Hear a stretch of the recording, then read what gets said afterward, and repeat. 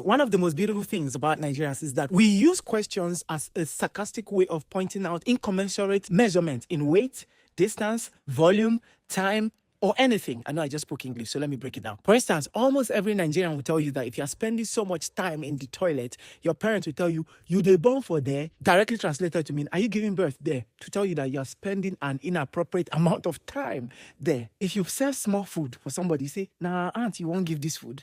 Meaning that food is too small. If you're going somewhere and you say, I need to wake up 12 a.m. because I got to go see my mother. I say, like Jerusalem, should they stay? That means the distance that I perceive or I think that you need to cover doesn't require you waking up that early just to go there. One very unforgettable question I can remember is when somebody asked, please, can 70K cook vegetable soup in Nigeria? And somebody responded and said, in Nigeria or for Nigeria? Because 70K is a lot of money. Why do you want to use it to cook soup? That's for one person. So you see, that's one sarcastic way we can use questions to point out inappropriate measurements in volume. Of course, that was so many years ago, not now. We now know that 70K, if you know cook soup for Nigeria. If your conduct is questionable, we say, now what thing that they do for here is that how you guys act here. My personal favorite is if you act or say something that suggests that you're thinking unreasonably, we ask, outside of this sense, you want to use crossroad. Meaning that if this is what you think about this topic, then your thinking is questionable. And of course, if you have something and somebody say, you dey sell am, meaning, are you selling it? It's usually used when they feel like you have an unusual amount of that thing. Why do you, a single person, have like 10 bags of rice in your house? You dey sell them.